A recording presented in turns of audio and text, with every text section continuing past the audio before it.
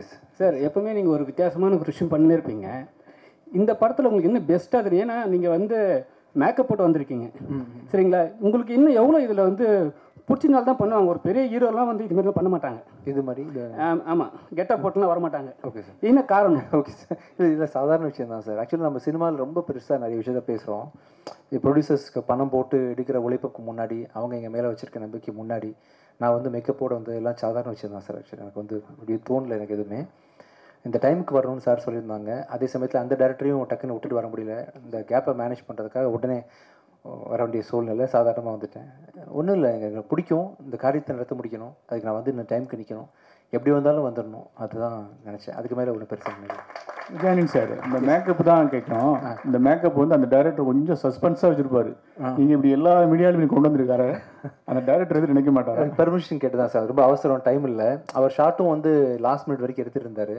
இப்படி போனால் அப்படி போக வேண்டியிருக்குன்னு சொல்லியிருந்தேன். அவர் அலோவ் பண்ணார், அதனால வந்தேன். விஜயானி சார், நீங்கள் வந்து லாஸ்ட் டைம் ஒரு ஹீரோயின் கிட்ட வந்து பேசுனீங்க போது என்ன சொன்னீங்கன்னா, கான்ட்ரவர்சி ஏதாவது கேளுங்க நீங்கள். ஆமாம் சார். ஆனால் இந்த வாட்டி வந்து எந்த ஹீரோனும் கிடையாது. ஏன் நீங்கள் கான்ட்ரவர்சி கேட்கறதுனாலே வரலையா அவங்க? தெரியலையே சார். நம்ம மேயா ஆகாஷ் ஆக்சுவலி சின்ன வேலையாக பாண்டிச்சேரியில் பிஸியாக இருக்காங்கன்னு நினைக்கிறேன்.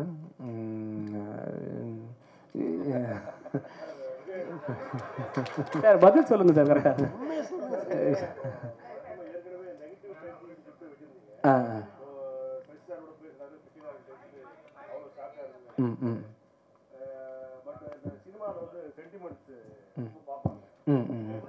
பூஜை போட்டு தான் ஆரம்பிக்கணும், இல்லைன்னா வந்து நெகட்டிவ் டைட்டில் வைக்கக்கூடாது, அபசுகதமாக பேசக்கூடாது அப்படின்னு சொல்லிட்டுலாம் எல்லாம் திங்க் பண்ணுவாங்க.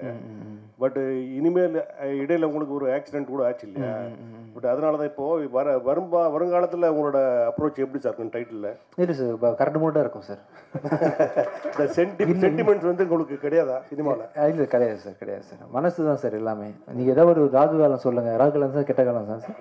அந்த நாளில் வேணால் உங்களுக்கு படம் ஆரம்பிச்சு காட்டுறேன். நான் ராகாலத்தை ரிலீஸ் யமகண்டத்தை ரிலீஸ் பண்ணுறேன். நீங்கள் டைம் சொல்லுங்கள், உங்களுக்கு நான் வந்து பண்ணி காட்டுறேன். விஜயாண்டனி சார். எஸ், யமகண்டம் சூப்பர் சார். சார் நீங்கள் தான் சாட்சி. ராகு காலம் யமகண்டம் அது ஏன் டைட்டில் சார். தயாரிப்பாளர் சங்க சார்பா நீங்கள் வேறு யாரையும் வைக்க விடாதீங்க ப்ளீஸ். சீக்கிரமாக அப்ளிகேஷன் கொடுத்துருங்க, ரெஜிஸ்டர் பண்ணி கொடுத்துருவோம். தயவு செஞ்சு அது சொந்த படமாக எடுங்க சார். இன்னும் ஒரு 10 நிமிஷம் இருந்தால் இன்னும் பல டைட்டில் வரும் போல இருக்கு சார். கண்டிப்பா 10 நிமிஷத்துல இன்னும் பல டைட்டில் வரும் சார். எடுத்து கொடுங்க please. Antony sir, Antony sir நீங்க இங்க இருக்கீங்க? இங்க சார். நீங்க வந்து அண்ணன் சொன்ன மாதிரி ஒரு ஆக்ஷன் நடந்தது, அதெல்லாம் வந்து விட்டுருங்க சார். அதில் வந்து ஒரு விஷயம் பார்த்துருப்பீங்க, கடலுக்குள்ள போகிற மாதிரி. இதே விஷயம் வந்து நீங்கள் இந்த படத்துலையும் பண்ணிருக்கீங்கன்னு சொன்னாங்க. கடலில் போன காருக்குள்ள அப்போ என்ன ஃபீல் பண்ணீங்க? இல்லை சார், ஆக்சுவலாக இதுக்கு முன்னாடி போயிட்டேன்னு நினைக்கிறேன் கடல். முதல்ல இந்த இதோட போனேன், அப்புறம் தான் நான் உண்மையாகவே கடலில் போனேன். ஒன்றும் இல்லை சார். ஆக்சுவலாக சுற்றி ஒரு டீமே இருக்கிறாங்க. சினிமா எடுக்கும்போது சினிமாவில் உள்ள ஹீரோஸோட வாழ்க்கை வந்து ரொம்ப சூப்பரான வாழ்க்கை சார். ஆக்சுவலாக வந்து காலையில் 5 மணிக்கு ப்ரொடியூசர் கார் வச்சு கொடுத்துருவாரு. காலையில் வந்தாலும் சாப்பாடு போட்டுருவாங்க, பத்திரமா பார்த்துப்பாங்க, ராஜா மாதிரி பார்த்துப்பாங்க. அப்படின்றதுனால எந்த ஒரு ப்ளஸ் வந்து எனி ரிஸ்க்குன்னு பார்த்தீங்கன்னா வேறு எந்த துறையிலேருந்து நான் அந்த கடலில் விழுந்திருந்தா கூட நான் உண்மையிலே போயிருப்பேன். ஆக்சுவலாக சினிமான்றதுனால உள்ள டெக்னீஷியன் டக்குன்னு குடிச்சு காப்பாற்றுறதுன்னு சொல்லிட்டு பெப்சி தொழிலாளர்கள் அதுன்னு சொல்லிட்டு போல் பார்த்துப்பாங்க எல்லாரும் ஹீரோஸையும். ஸோ அது எப்போவுமே ஒரு பயம் இல்லாமல் தான் எல்லா விஷயத்தையும் ஃபைட்டில் சீனில் கூட பார்த்தீங்கன்னா ரோப்பில் தொங்க விட்டாங்க, எதுவாக இருந்தாலும் பயம் இல்லாமல் அணுகிறேன். ஒன்றும் நடக்கலை சோஃபார். நடந்ததும் பெரிய விஷயமா படல. நல்லா பார்த்துப்பாங்க, நாங்கள் பார்த்துப்போம். ப்ரொடியூசர்ஸ் பார்த்துக்கிறாங்களோ ஹீரோஸ் பார்த்துப்போம். ஓகேவா?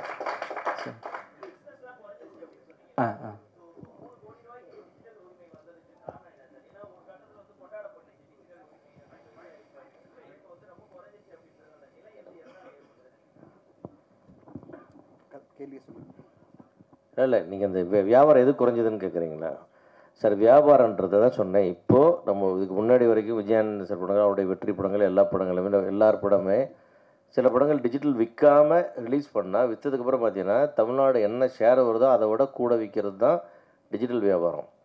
இன்றைக்கி ஒரு படம் 19 கோடி ஆல்மோஸ்ட் 20 கோடி ஷேர் வந்த படம் 2.25 கோடி டிஜிட்டல் விற்கிதுன்னா அதுதான் அந்த டிஃப்ரென்ஸ், இந்த பர்சன்டேஜ் பார்த்துங்கன்னு சொன்னேன். ஆனால் அதே மாதிரி இப்போது கார்டன் 19 ரூபா பண்ணிச்சு, மகாராஜா 25 ரூபா படிச்சு சந்தோஷப்படுறான், கிடையவே கிடையாது.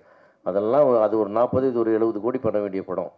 அவ்வளோ ஸ்டாண்டர்ட் இருக்குது படத்தில், அவ்வளோ குவாலிட்டி இருக்குது. பார்த்து அத்தனை பேருமே நல்லாக்குன்னு சொன்ன படம் இவ்வளோ தான் வசூல் பண்ணோம். அப்புறம் மீதி வசூல் எங்கே போச்சு? ஏன் வர்றதில்லை ஆடியன்ஸ் இங்கே? ஆடியன்ஸை வர வைக்கிறதுக்கான முயற்சிக்காக தான் அதை நான் சொன்னேன். டிஜிட்டல் ரைட்ஸ் வந்து ஒரு 5ல் 1 மடங்குக்கு கீழே போயிடுச்சு. அதில் அந்த டிஃப்ரென்ஸை யார் மேட்ச் பண்ணுறாங்க? ப்ரொடியூசர் ஒரு ஆள் தான் தூக்கிட்டு சுற்றுறாங்க. அதுக்காக யாருமே 100 ரூபா குறைச்சிக்க ரெடியாக இல்லை.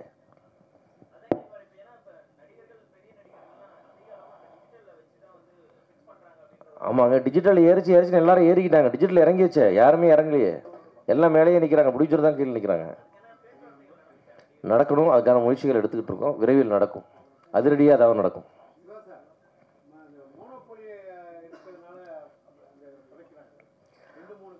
ஆமாம் சார், மோனோபொலி தான் இருக்குது. அந்த மோனோபொலி தானே ஏற்றுனா, வேறு யாரும் ரேட்டை ஏற்றலையே. அந்த மோனோபொலி இருக்கிற வந்து உங்களுக்கு அமேசான், நெட்ஃப்ளிக்ஸ் வந்து தான் இந்த ரேட்லாம் ஏறிச்சு, மார்க்கெட் ஏறிச்சு. மீதி சேனல்ஸ்லாம் கூடவே வந்தாங்க. பட் ஹையஸ்ட் ப்ரைஸ் பெரிய பெரிய மெகா படங்களை வாங்கினது அவங்க தான் வாங்கினாங்க. இன்றைக்கி அவங்க நான் வாங்கலைன்ற வேர்ஸ் பண்ணிட்டீங்கன்னா அது அவங்க ரைட்ஸ், வாங்க மாட்டேன்னு சொல்கிறது. பட் வாங்க மாட்டேன்னு சொல்கிறதுக்கு பட் நாம தயாராகணும்ல. அதுக்கு நம்ம இண்டஸ்ட்ரி தயார்படுத்தணும். 2019 என்ன இண்டஸ்ட்ரி இருந்தோ திருப்பி ரிவைவ் பண்ணி அங்கே கொண்டு வந்து அந்த ஸ்ட்ரக்சரை கொண்டு வந்தீங்கன்னா தான் சினிமா எடுக்க முடியும். இல்லாட்டி இது ரொம்ப நாளைக்கு தாங்குற வண்டி இல்லை இது. அதுதான் சொல்ல வந்தேன். அது ஒரு வார்னிங்கை தான் நான் அவ்வளோ வேண்டுகோளாக உங்களுக்கு சொன்னேன்.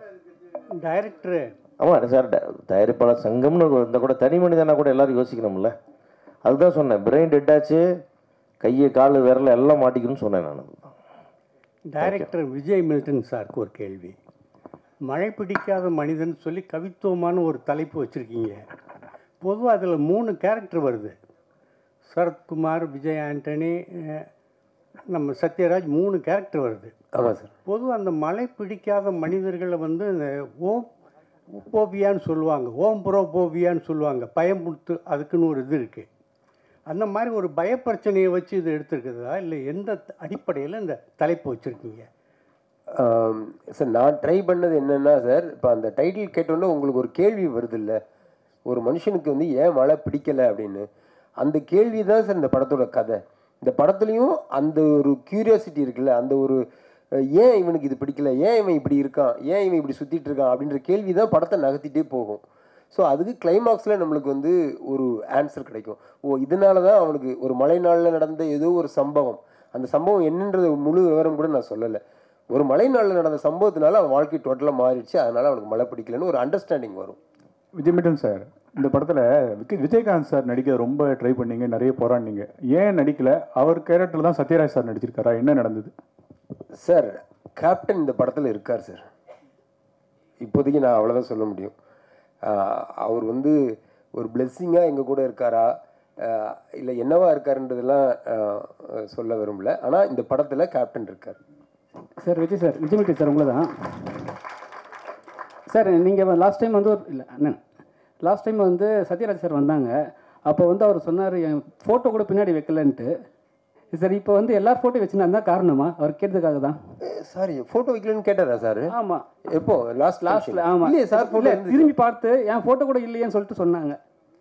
இல்லை சார், இருந்தது சார், டிசைன் பண்ணியிருந்தோமே. நாங்கள் யாருமே விடலை, சரத்குமார் சாரும் சரி. ஏன்னா எல்லாருமே சீனியர் ஆக்டர்ஸ், அவங்களுக்கான ஸ்பேஸை நம்ம கண்டிப்பாக மரியாதை கொடுக்கணும்னு கரெக்டாக ப்ராப்பராக டிசைன் பண்ணியிருந்தோம். அப்படி சொல்லலையே அவர், நான் இருந்தேன் அந்த ஃபங்க்ஷன். சார், அப்புறம் சார், இப்போ நீங்கள் எல்லா படமே வந்து யூஏ தராங்க. நீங்கள் வந்து கதை எழுதும் போதே மழை பிடிக்காத மனிதன் வந்து ரொம்ப நல்ல சப்ஜெக்டாக இருக்கும். யூஏ கொடுக்கும்போது உங்களுக்கு என்ன தோணுச்சு? இல்லை சார், சென்சார் ஆஃபீஸில் எனக்கு சொன்ன முதல் விஷயமே உள்ளே நுழைஞ்ச உடனே எல்லாரும் பார்க்குற ஒரு படம் எடுத்திருக்கீங்க, வாழ்த்துக்கள் அப்படி தான் சொன்னாங்க. சொல்லிவிட்டு ஏன் யூஏ கொடுக்குறோம் அப்படின்னா, ஒரு அடிதடி இருந்தாலே யூஏ தான். ஒருத்தனை வந்து நம்ம கட்டையை எடுத்து அடிக்கிறோம், அவன் நல்லவனோ கெட்டவனோ, அப்படி ஒரு சண்டை காட்சி இருந்தாலே நாங்கள் யூஏ கொடுத்துருவோம். அதனால யூஏ கொடுக்குறோம், மற்றபடி எந்த கட்டுமே இல்லைன்னு சொல்லி தான் சர்டிஃபிகேட் கொடுத்தாங்க. Thank you sir. நன்றி. இப்போது நன்றியுரை வழங்க இன்ஃபினிட்டி ஃபிலிம் வெஞ்சர் சார்பில் திரு தனஞ்சயன் அவர்கள் பேசுவார். இங்கு வந்து இந்த விழாவை சிறப்பித்தான வணக்கம். இந்த அரங்கத்துக்கு வந்திருக்கும் உங்கள் அனைவருக்கும் என்னுடைய மாலை வணக்கம். ரொம்ப சந்தோஷமாக இருக்குது. நீண்ட நாள் பயணம் எனக்கு. என் ஃப்ரெண்டோட சேர்ந்து நான் ஒர்க் பண்ணுற ஃபஸ்ட்டு மூவி. நானும் விஜய் மில்டன் சாரும் ஆக்சுவலாக இனிஷியலாக ஒரு 15 வருஷத்துக்கு முன்னாடி பார்ட்னர்ஸ் இல்லை சார், 15 வருஷம் 20 வருஷத்துக்கு முன்னாடி நானும் அவரும் க்ரீன் பாட்டில் அப்படின்னு ஒரு கம்பெனி சேர்ந்து ஆரம்பித்தோம். அதர் தேன் டைரக்டர், இப்போ படத்தை பற்றி எப்படி நான் பேசிடுறேன். ஒரு ஒளிப்பதிவாளராக வந்து ரொம்ப திறமையான, ரொம்ப அருமையான, அவர் லென்சிங்கில் அவருக்கு காட்டுற ஒவ்வொரு ஃப்ரேமும் பயங்கரமாக இருக்கும் ஆக்சுவலாக. இன்ஃபேக்ட் நீங்கள் டைரக்ஷனில் வந்து கடந்த படங்கள் கோலி சோடா, பத்துன்றதுக்குள்ள கடுகு, இந்த மாதிரி விஷயங்களில் ஃபோக்கஸ் பண்ணாமல் ஒன்லி ஒளிப்பதிவாளராக இருந்து மட்டும் இருந்திருந்தீங்கன்னா இன்றைக்கி இந்தியாவோட தலை சிறந்த ஒளிப்பதிவாளர்களாக கண்டிப்பாக இருப்பீங்க. அப்படி இந்த ட்ரெய்லரே அதுக்கு சாட்சி. ரொம்ப கிராண்டான விஷுவல் பண்ணக்கூடிய, இன்ஃபேக்ட் பிச்சைக்காரன் 2 படத்தில் வந்து சார் வந்து எனக்கு பேட்ச் ஒர்க்காக 10 டேஸ்க்கு வந்து பார்த்தாங்க, பண்ணி கொடுத்தாங்க. ஸோ நீங்கள் வச்ச லென்ஸிங், அந்த ஃப்ரேமிங் எல்லாமே வேறு மாதிரி சார். ஆக்சுவலாக ஒண்டர்ஃபுல் கேமராமேன். இந்த படத்தோட வெற்றிக்கு தொடர்ந்து நீங்கள் வந்து நிறைய படங்களுக்கு கேமராமேனாகவும் பணியாற்றணும்னு சொல்லிட்டு கேட்டுக்கிறேன். இந்த படம் வந்து ரொம்ப நாளாக ஆக்சுவலி கோயம்பேடு அப்படின்னு ஒரு ஸ்கிரிப்ட் எனக்கு படிக்க கொடுத்தாரு ஒரு 15 வருஷத்துக்கு முன்னாடி. அதுதான் அப்புறம் கோலிஸ்டாவாக மாற்றினார். அப்போவே அந்த கோயம்பேடு அப்படின்ற படத்தை நடிக்கிறதா நான் திட்டம் வச்சுருந்தேன். அது சில காரணங்களால் அப்போ பண்ண முடியாமல் போயிடுச்சு. நல்ல எழுத்தாளர் அண்ட் அழகாக இருக்கிற பயமாக இருக்கிறது படத்தோட மிகப்பெரிய ஃபேன் தான். ரொம்ப அருமையான படம். இந்த படம் வந்து ஒவ்வொரு நாளும் நீங்கள் ஷூட்டிங் ஆரம்பித்த நாள்லேருந்து எப்படி ஒரு மாதிரி இன்னைக்கு கடைசி ஸ்டேஜ் வந்திருக்கு நான் பார்த்து பிரமிப்படைகிறேன் சார். ஓயாமல் இப்போ கூட உட்காந்துட்டு என்கிட்ட சார் ஒரு சின்ன ஒரு 30 செகண்ட் மட்டும் அதை இப்படி பண்ணலான் இருக்கேன்னு சொல்லிட்டு, ஐ திங்க் நீங்கள் படத்தோட ரிலீஸுக்கு ஒரு 5 டேஸ் முன்னாடி வரைக்கும் ஏதாவது இம்ப்ரூவைஸ் பண்ணணும்னு சொல்லிட்டு யோசிப்பீங்கன்னு நினைக்கிறேன் சார். ரொம்ப ஒரு சின்சியரான ஒரு அப்ரோச் உங்ககிட்ட இருக்குது ஜாப் பொறுத்த வரைக்கும். கண்டிப்பாக இந்த படம் வந்து நான் பார்த்தேன், ரீசெண்டாக பார்த்தேன். நான் இது வரைக்கும் பண்ண அத்தனை படங்கள்லையும் சேர்த்து ரொம்ப மிகப்பெரிய ரிச்சான ஒரு பெரிய ப்ராஜெக்ட்னு சொன்னால் இந்த படத்தை தாராளமாக சொல்லலாம். ஏன்னா இது நான் எதிர்பார்க்கவே இல்லை. இந்த படத்தில் வந்து சத்யராஜ் சார் கூட நடிப்பாங்க, சரத்குமார் சார் நடிப்பாங்க, சரண்யா மேடம், தெலுங்கில் வந்து பெரிய ஒரு ஹீரோவாக நடிச்சிட்டு இருக்கக்கூடிய டாலி தஞ்சைன்ற ஒருத்தர், பிருத்திவி அம்பார் ஒரு ஹீரோ தான், மேகா ஆகாஷ் கூட. யாராவது மிஸ் பண்ணிட்டேன் சார் ஆர்டிஸ்ட்டாக? இவர் முரளி சர்மா சார்னு சொல்லிட்டு பெரிய நட்சத்திர பட்டாலுமே நடிச்சிட்ருக்காங்க. ஒவ்வொருத்தரும் ஸ்க்ரீன் ஸ்பேஸை வந்து ஆக்கியபை பண்ணி கண்டிப்பாக படத்தை என்கேஜிங்காக வச்சுருப்பாங்க. ரொம்ப அருமையாக இருக்குது, ஒளிப்பதிவு நல்லா இருக்குது. ப்ரொடக்ஷன் வேல்யூ வந்து ப்ரொடியூசர்ஸ் வந்து எந்த விதத்துலையும் சளைக்காமல் என்னென்ன விஷயங்கள் வந்து டைரக்டர் வந்து கற்பனை பண்ண. பார்த்தீங்களா கடலில் ஒரு கார் முங்கிச்சு பார்த்தீங்களா? கடலில் கார் தூக்கி போட்டாங்க. ஸோ ரொம்ப ரிச்சான ஒரு ப்ரொடக்ஷன் வேல்யூ வந்து ப்ரொடியூசர்ஸ் கொடுத்துருக்குறாங்க. அப்புறம் இந்த படத்துக்கு பின்னணி இசை பண்ணக்கூடிய பண்ணி சாங்ஸும் பண்ணிய அவர் அச்சு ராஜாமணி வந்து ரொம்ப சிறப்பாக பண்ணியிருக்காரு. இந்த கிளைமேக்ஸில் ஒரு சாங் சார் ரொம்ப அருமையாக இருந்துச்சு. இன்றைக்கி உள்ள ட்ரெண்டுக்கு டாடாவில் இன்ல ஒரு சாங் கேட்டேன். ஆக்சுவலாக ரொம்ப மனசுக்கு நெருக்கமான ஒரு இம்பேக்ட் கொடுத்துச்சு. அது மாதிரி அதுக்கப்புறம் வந்து ரொம்ப இன்ஸ்பயர் பண்ணி கேட்ட பாட்டு இந்த பாட்டு சார். இந்த கிளைமேக்ஸே ரொம்ப ஜஸ்டிஃபை பண்ணுற அளவுக்கு ராஜாமணியோட மியூசிக்கும் அவரோட சாங்கும் இருந்துச்சு. அவர் வரல, இன்றைக்கி சில காரணங்களாக வர முடியல. ஒண்டர்ஃபுல் மியூசிக் பை அவர். எடிட்டர் பிரவீன் கேல் வந்து இவ்வளோ டஃப்பான கதையை வந்து ஒரு 2 ஹவர்ஸில் ஷார்ட்டாக சொல்கிறது, ஆடியன்ஸுக்கு கன்வின்சிங்காக கொடுக்குறது சாதாரண விஷயம் இல்லை. பிரவீன் கேல் சார் வந்து ரொம்ப அருமையாக பண்ணியிருக்காரு. ஸோ ரொம்ப ரிச்சான ஜனரஞ்சகமான கமர்ஷியலாக.